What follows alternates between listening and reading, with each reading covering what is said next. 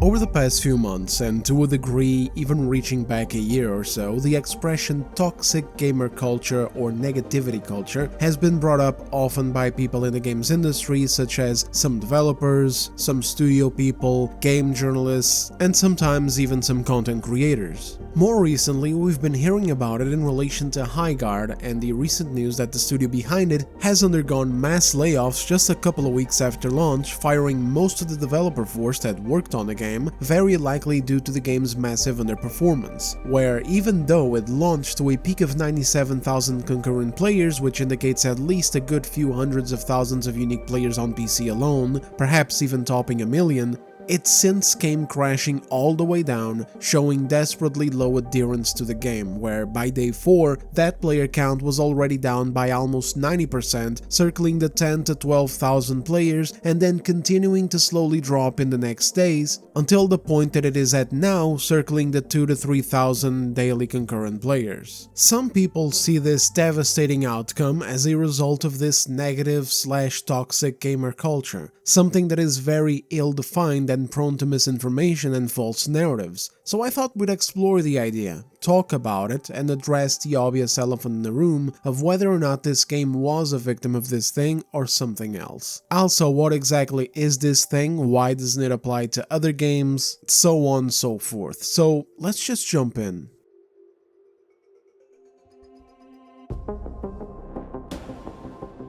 The number one reason why Highguard is said to have been a victim of this phenomenon is because of what happened during the Game Awards of last year, where the game was revealed as the final trailer. I'm sure many of you already know all about this, how the trailer was mocked, how the game was immediately labeled as Concord 2, or in some cases Concord 3 because of the whole marathon situation that happened earlier in 2025, so I won't go through all that again. The real question at the root of this is, why did gamers have that reaction? That's the number one question to ask and answer, and it's one that is always skipped whenever people bring up this supposed toxic gamer negative whatever culture. All it is a scapegoat, something easy and trendy to say, slides right off the tongue and immediately dispels all personal blame. But really it means nothing and completely leaves out all context. It's almost like an empty and vapid virtue signal, and the worst of all is when it comes from content creators and journalists. Some Highguard developers also brought it up, but I can excuse them. They're still wrong in bringing it up without any context, and worse, as seen recently by an article on social media written by one of the developers that got fired,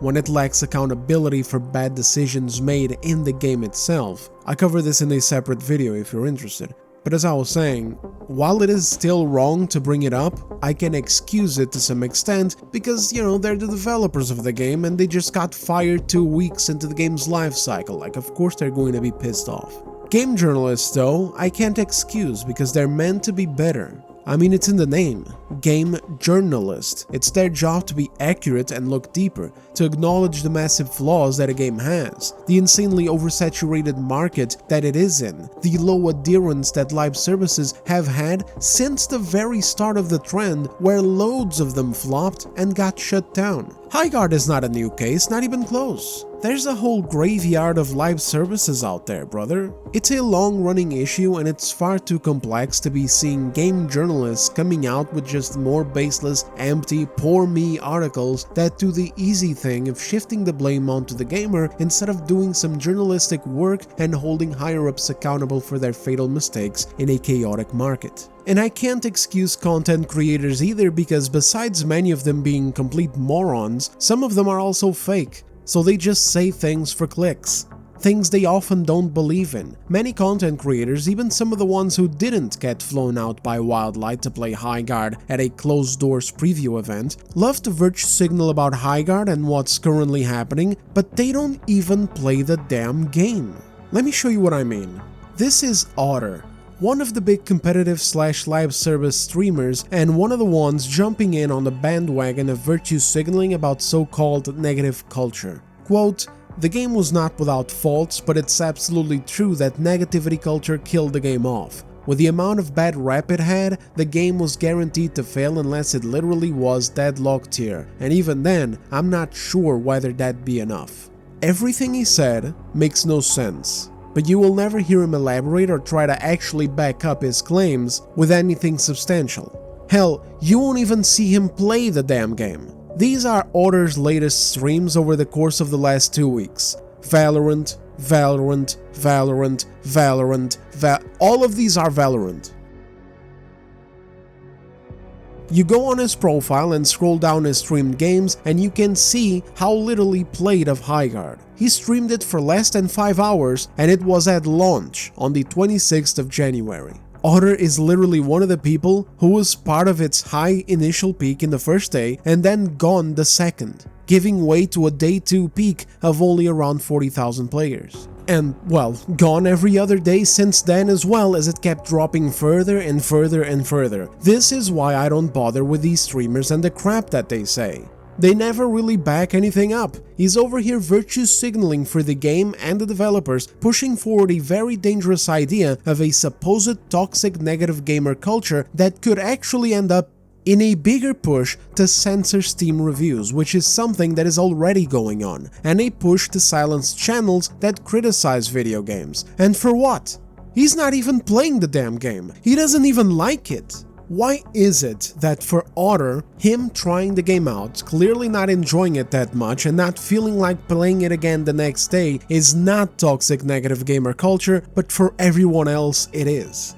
What's that about? And what does the word even mean? What exactly does it affect? Let's say such a thing exists. Why would that prevent those 97,000 players, Otter included, from enjoying themselves if the game was actually good and go back the next day and the day after that? Why would random morons on the internet making memes about a video game change the experience of playing it, or change the content itself? Why would it prevent the developers from having a more robust game, preferably at launch? If you are enjoying the game, why would it make you leave? This is why I hate this narrative so much. It's bad in multiple ways. On one hand, it's dangerous because it fuels this problem some platforms are having with people trying to censor comments, reviews, or video content. On another hand, it does nothing for the game's industry. All it does is obstruct progress. Like, we literally have a game with problems so bad that a bulk of people tried it on day 1 and did not return. And instead of talking about those problems and advocating for studios in the industry, whether they be independent or part of big companies, to stop making this kind of game or stop making the same mistakes, we're over here virtue signaling and pointing the blame at an amorphous imaginary blob that is uncontrollable because it doesn't exist. It does nothing but offer a scapegoat for corporations to use as an excuse to their investors to both be able to keep trying to chase the elusive live service dream of striking a gold mine in billions of dollars of revenue through microtransactions, and potentially start tightening online platforms like Steam, YouTube, Metacritic, and social medias to suppress negative criticism, and a scapegoat for developers on the ground to move on to another studio and make the exact same mistakes again because, oh, actually, our game was fine. The only reason why it failed, you see, was because there was this gigantic amorphous blob called negative gamer culture and it swallowed our game up whole. Then everybody claps, everybody pats each other on the back, everyone shares hugs, condolences, and well wishes. Shills like Otter and others get their reputations further laundered so they can be on the green list to getting flown out to future preview events and receive free early codes for future games that they will keep on not f***ing playing. Because deep down, they know the damn game sucks and they don't feel like touching them unless they're being specifically paid to do so. And on the cycle goes. But anyway, so that takes care of the what. Now let's shift our attention towards the why. With all that said, it's not to say that there hasn't been more discontentment in gaming circles of late. It's really just that this idea of toxic negative gamer culture being an isolated, malicious and targeted thing, especially something that is brought up a lot recently and that holds so much power, is ridiculous. Gamers have always been known to be very outspoken about things they don't like, whether that be bad games, ruined sequels, or predatory monetization practices, or hell, other gamers in multiplayer lobbies. All you buy is a grenade, and all 5 of us are rushing mid. 2 fake cross, and wait for my smoke to rush mid. Fake cross, don't go mid. Oh my god, you're so dumb, Orange. Who the f*** is that? I saw the color, it was orange, it was vacuum, you dumb f***. doing the same thing. 2 fake cross, don't play close. Alright, now hold on, don't peek. Alright, now get your gun. Alright, now nade sack palm tree. Nade sack it. 1 nade! 1 nade! 2 nades! Holy shit, 2 grenades! Oh, 5 seconds later! This has always been the way the space is, not even just this one, but also entertainment as a whole, like movies and etc. It ain't that there are no other qualities to it. It ain't that there is no love, no kindness, no passion, no wonder. There's loads of it. We've seen it for years across several brilliant games that we fell in love with. And we still see that happen often in big and small titles like Expedition 33 last year, games like Silksong as well, smaller pockets like people enjoying Arc Raiders and generating these hilarious clips from funny, wholesome, or rat moments in the game.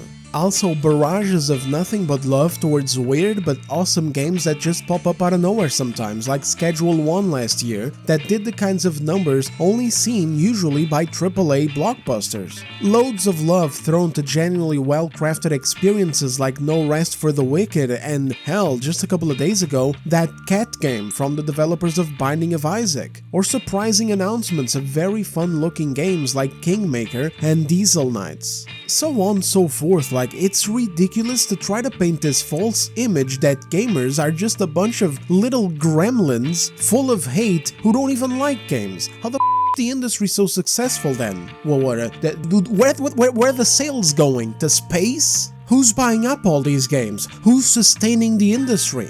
Fucking Aquaman! Having standards and personal taste is not hate. But anyway, regardless, make no mistake, at its core it's always been a very male and geek-dominated space, very loose, very blunt. One could even say immature to some degree, whatever. It is what it is and always has been, and no matter how much these companies try to tame it, they will never manage to do so. And that's actually part of the problem. Some companies try to tame the space, they don't like it the way it is. This didn't used to be a problem over a decade ago. Gamers and game developers understood the space and even played into it. Remember, for example, how some games used to throw a few jabs at their players for picking easier difficulty options or for dying too much in a game? Nothing offensive, just a playful jab between people who generally understood each other. That kind of thing and much more that used to be standard back in the day is now gone. A lot of that culture has been deemed as toxic for no reason whatsoever by outsiders to the space who didn't like it and didn't want to assimilate to it and instead wanted to corrupt it, to change it. And so many of these companies in AAA tried to do so by taking games with big followings, major franchises, and trying to change content in them, such as the kinds of stories that they told, the kinds of themes that they revolved around, the kinds of character designs we had, the kinds of presentation of said content. Little things like these that I just mentioned with the difficulty, etc., to try and appeal to a new demographic, thereby effectively altering the core fanbase by force. And for various reasons too, not just because of deeming that aforementioned rich gaming culture as toxic, but also because of money. Because, well, basically, if you try to foster a soft culture, you don't have to deal with all of those pesky, predominantly male and predominantly demanding gamers. Get yourself an audience of blind fanboys and slop eaters, and then you don't have to worry about quality or backlash anytime a game is either releasing broken, heavily flawed, or when the parent company decides that $60 is not enough anymore. So now they're charging $70, and then the same thing happens a few years later, where once again, somehow things aren't working out, so instead of figuring out exactly what the issue is, let's just hike up the game prices some more. Let's make it $80. Like what Xbox and Nintendo are doing, except, well, Xbox is doing it precisely because of this, Nintendo is not. They're actually stacked. They're doing just fine. It's just that they're so greedy that they want even more money, and they fostered the type of community that will give it to them decades ago already. To these people, these executives, game devs, access media and access-driven content creators, nothing would be better than a tamed, pacified audience that doesn't question anything nor demand adequate quality from entertainment products that are increasingly expensive. They want people who, even if you make them too mad, they can just totally diffuse the situation by going, "Oh, but the poor game developers worked so hard," or "Oh, please support the games or the poor game developers will go through layoffs." right before making them go through layoffs anyway, because this way they can keep their toxic corporate culture going, where developer rotation is at such a ridiculous high rate that it makes the games industry one of the most affected by it. Because these big companies can't stop obsessing over the short term when it comes to these little profits. So they hire people to get projects into full production, then the games release and they fire them shortly after. Then they go back and hire more people when it's time to get another project going. This alone has killed that line of marketing that many major companies love to pull. The whole thing of announcing a new game by saying, hey, it's from this studio, remember this studio that made this amazing game like 15 years ago? Like Obsidian mentioning Fallout New Vegas while announcing Outer Worlds. Meanwhile, most people that made New Vegas have been gone for so long that now you may as well just put anything on screen, like from the creators of Dollar Store Frozen Pizza, I don't know. Big brand names have lost all their impact and meaning because so much talent has been filtered in and out of these studios that there's no identity anymore. It's just a blank slate. Move bodies in, make new ultra-safe, ultra-sanitized product, release it for $70 or $80 and bam, move those bodies back out again, rinse and repeat this process. This is why some industry veterans are leaving AAA and going indie, but that's when we're lucky, because others are leaving gaming altogether and just going into tech, where at least job security is better. A lot of people like to forget one vital thing. When we complain, we're not trying to harm you, we're not trying to put you out of business, we're not trying to put you out of a job for fun, we're not ignoring genuinely good games on purpose just to make sure you suffer. We're doing it because we really care, at least about the goddamn games. We also care about the talent, frankly. There used to be times where I would genuinely be excited when I saw from the creators of this or from the guy behind that, before that illusion was completely broken recently. We're not ignoring genuinely good games on purpose just to make you suffer. We're doing it because we really care, and at the end of the day, if we win, you win. Can we be rude? Can we be brash? Can we be absolute assholes? Yes! And the game award goes to... Oh man, I have to pay a microtransaction to unlock? That's so stupid that this has to... Hold on, I got this, guys. Here we go. It is what it's always been this way. I mean, if people who worked on Highguard are complaining, can you imagine how it must be to be a Ubisoft developer? Ubisoft catches shit every day for years now. And people actively post their market caps celebrating their downfall. Why? Because this company has been antagonizing people and making games that they don't want for years now. But that's not the developer's fault, you shouldn't be that way to the individuals. That's the thing, we're not. Sometimes you also need to be able to separate yourself from that shit. Like, Ubisoft is shit. Me saying that doesn't mean that I'm calling you, a developer at Ubisoft, shit personally. Like, I'm well aware that developers at Ubisoft are nothing. They're just cogs in the machine, that's it. Nothing proves that better than the guy who made Expedition 33. Like, he had that idea and he needed to leave the company in order to be able to make it. In many recent cases of big flops and underperforming games, some cancelled projects and some absolute disasters, they happened because of that aforementioned problem of companies wanting to tame or change the landscape of gaming. Because they don't like their customers, because they'd rather challenge the norms rather than appeal to them. And now, here's why that's a problem.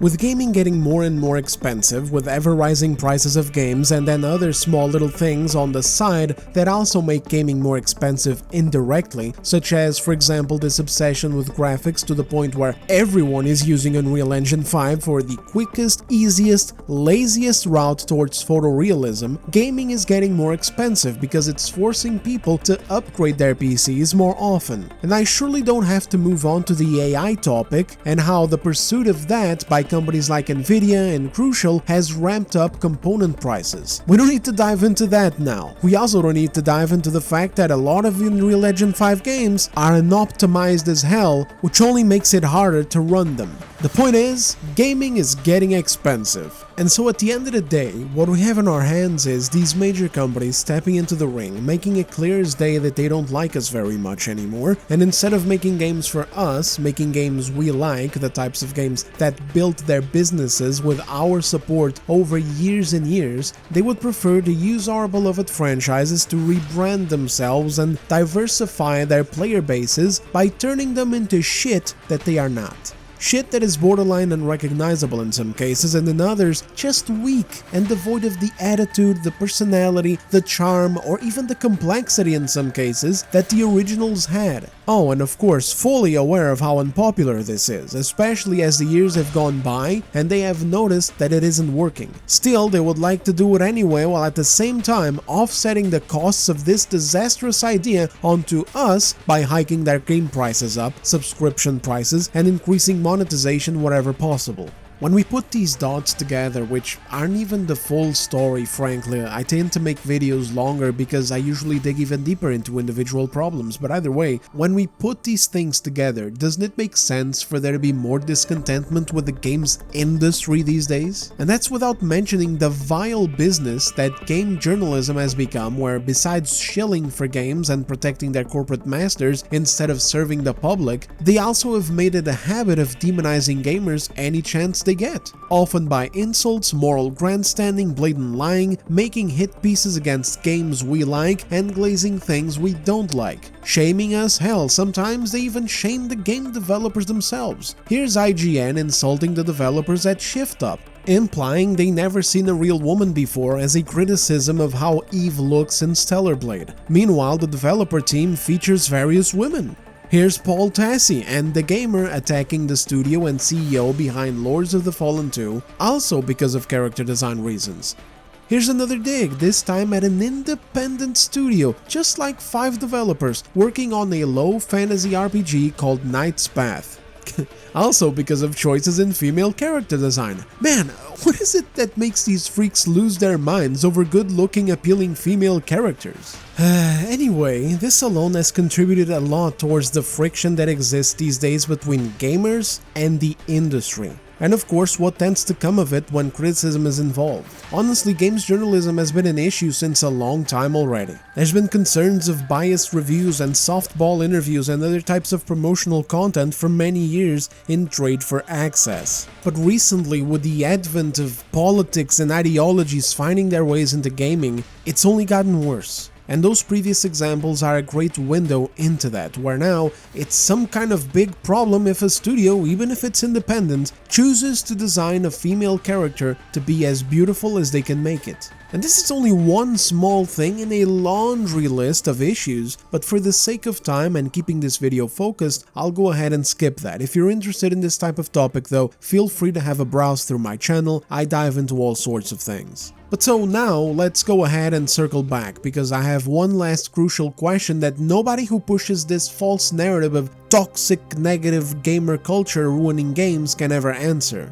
Why is it that this toxic, negative gamer culture only ever strikes bad games? Ain't that weird? I find that really strange how games like Arc Raiders manage to release and become overwhelming successes. What, you think Arc Raiders is immune to hate and criticism? Oh please, no shortage of things to criticize about it. Hell, at launch I even criticized several aspects of it. Mainly the monetization, which was at a really bad point before they made it better. There were haters dunking on Arc Raiders since day one as well. Some hated that the game was third person, so they thought it sucked and no one would play it. That there would be no way it would last that long because it's not a real shooter. Others hate the way it looks. They look at the character models and the unlockable outfits and they say it looks like utter garbage. Why would anyone even buy such things like the outfits and, grind for them? And yeah, that's kind of the point of the aesthetic anyway, like you're a scavenger and a scrapper at heart in that universe. But anyway, regardless of this, the game is still a massive success that to this day still gets tons of daily concurrent players. Why? Because it has far more positive points than negative points. In other words, it's an actually good game. Same argument can be made for Battlefield 6. This one I remember vividly being thrashed before launch already by an entire community of people online who called themselves the movement community. That brings back memories, doesn't it, fellas? One of the goddamn dudes even responded to the awkward neck position by saying that he was a f***ing physician. I'm a physician.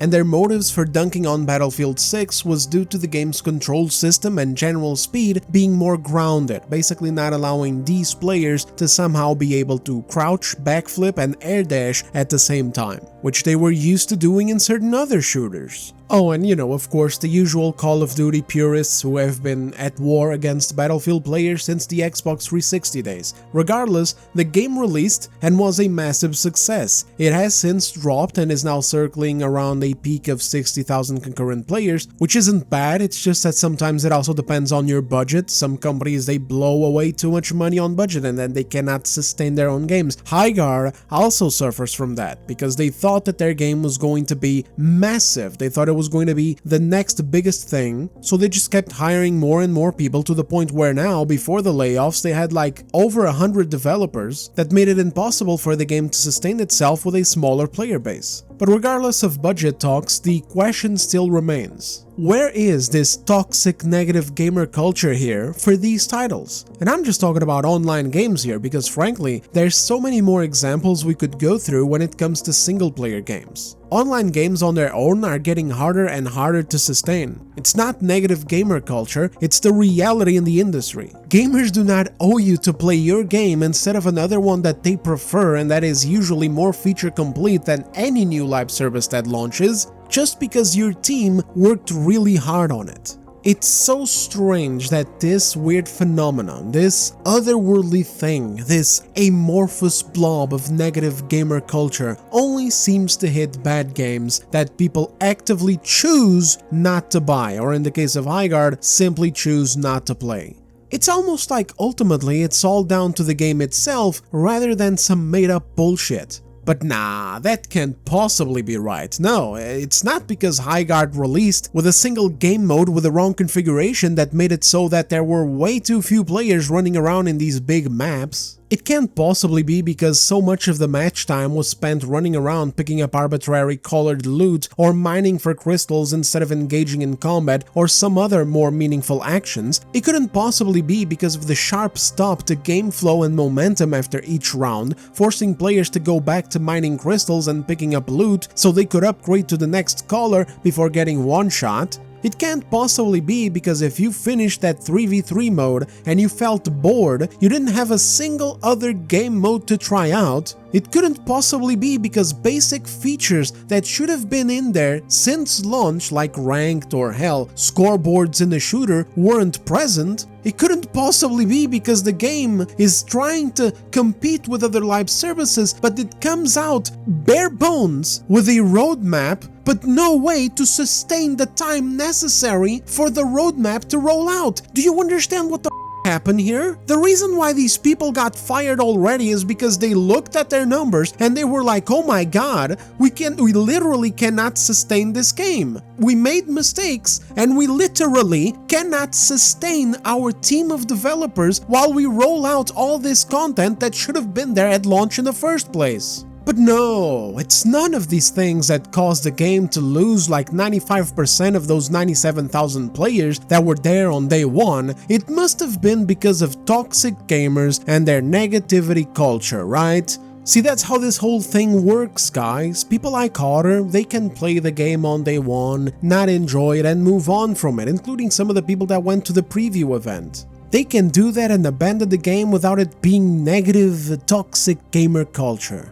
Even though they literally have the platform to push the game that they seemingly like so much. Like shit, at least I put my money where my mouth is and I tend to use footage of games that I like and recommend people check out running in the background of my discussion videos. But never mind that, Otter is not a negative toxic gamer for not enjoying the game and moving on. But you, on the other hand, you are negative and toxic for either having tried the game, felt the same way that he did and leave, or alternatively, not feel interested to even try it at all. At the end of the day, that's what this negative toxic gamer culture is all about. It's all about you not liking something and saying nothing about it. Just keep your mouth shut. Doesn't matter if you don't support the game, doesn't matter if you don't buy the game, go online and either virtue signal about the game or shut up. Criticism is a big no-no. Criticism is negative. It's toxic. You know, trying to get things to be better, fuck that. We don't need that. You want things to be better? Keep your mouth shut and just push the game out. Just push it out. Even if you don't buy it yourself, even if you don't spend a dime on a microtransaction, even if you're not playing the damn thing, at least use your platform to go online and tell your friends to please play this terrific game that is totally misunderstood. It just has a few faults, guys. It's just a few faults, fellas. Criticism is not allowed, and neither are the memes. The memes, you know, having a little bit of fun online in this terrible shit-ass world. Forget about that. You can't do any of that, brother. You just need to shut up, smile, wave, and thank the developers for delivering you live service number 446 that you were not going to play, Otter's not going to play, the game journalists are not going to play, nobody is going to play, and the layoffs are going to hit anyway, but at least, I guess it'll be better, it'll be softer, like, hey, at least we're not getting roasted on the internet, as if that fucking matters, as if that roast couldn't be used in the future to prevent these situations from happening again, but hey, whatever, you know, what matters is that we stay positive while another live service is getting made with the same problems of coming out bare bones with nothing to goddamn deliver, while the people at the top, you know, the executives and etc., look at them and they're like, well, this game looks fine to me, there's no reason why this isn't going to make like $10 bajillion immediately at launch, so let's keep on growing the team, let's just hire more and more people. Hey, come on in, fella, you want to work, you want to be a shoe shiner, come on in and join Wildlight Entertainment. 100 people to support a in 3v3 video game. Have you taken a look at their roadmap? Look at their roadmap. You look at their roadmap right now. Pause the video if you want to, because I'm crashing out already. If I read the roadmap myself, I'm going to be cursing for the next 20 minutes. You tell me, how is it that you needed 100 people to support this, and why shouldn't this, or at least most of it, be in the game already at launch? At least half of it, for f***'s sake.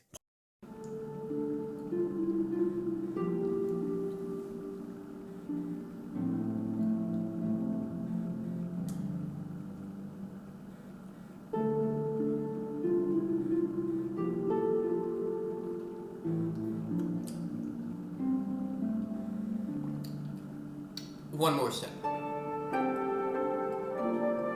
Alright, let's move on, let's wrap this video up. Needless to say, criticism and negative comments, memes, and absolute shit shows have always existed. Originally, for this video, I even planned on exploring a prominent example from back in the day. I was considering even doing two of them, Aliens, Colonial Marines, and Fallout 76, but it feels so bizarre. It'd be like telling my audience that the sky is blue, and water makes you wet. That's what she said! It's like, duh.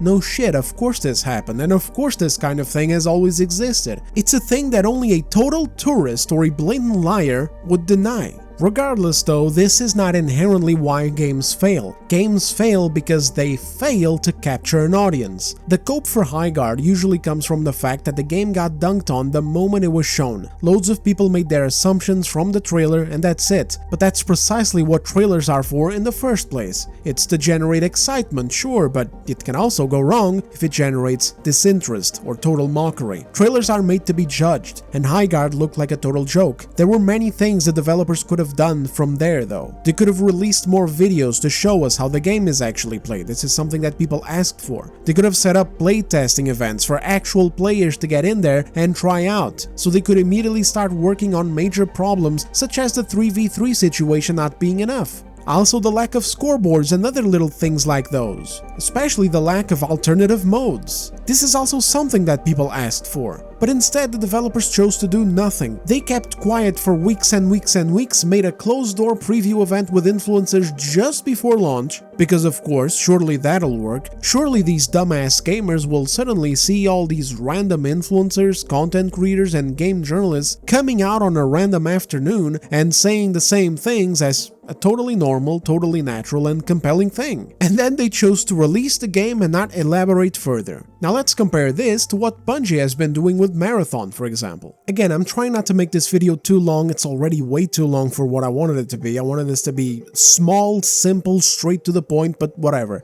You guys should at least be in the know as to what happened with Marathon. Trailer got shown, similar reaction to Highguard happened, where people roasted the designs of basically everything and rolled their eyes at yet another extraction shooter. Then more issues followed. They showed gameplay and people didn't like the way it seemed to feel, the time to kill, the concept. They also released this embarrassing interview where one of the developers went on about how there'll be no proximity chat because of that same soft nonsense that I mentioned earlier in this video, where they wanted the game to be safe for everyone to play. Safe game. We want a safe space for everyone. And then the big bomb dropped. The design plagiarism allegations that Bungie came out and admitted to. This game was supposed to come out last September. Just months after these dramas went down. If Bungie hadn't delayed it, the game would have suffered the same fate Highguard just did, where all these issues would be right there, still fresh on everyone's minds, and counting towards people not wanting to try it, let alone for $40. Instead, Bungie went to work, and even though Marathon is still carrying the weight of all those issues, they have at least listened and made changes to the gameplay, added some exciting new capabilities to it, changed the time to kill, tried to refine it. It's always hard to see it in video, but at least they're trying and showing video of it. And they quit that fake-ass virtue signal Karen nonsense about safety and put proximity chat in the damn game where it belongs, which has lowered the temperature per se in regards to Marathon. It doesn't get dunked on so hard anymore. It's not the utter disaster of a meme that it was last year, and therefore it now stands a better chance to make it than Highguard did, because developers dared to listen and get to work. It's not perfect, it's still an uphill battle because the concept itself looks tiresome. Personally, I'm not even into it, I still can't stand those characters either, and the $40 price tag will be very difficult for some players to justify, unless the Arc Raider effect hits, with people sharing hilarious clips of organic, funny and unpredictable experiences, but I don't know, the game doesn't look that expensive. Like when I see footage, when I see the maps,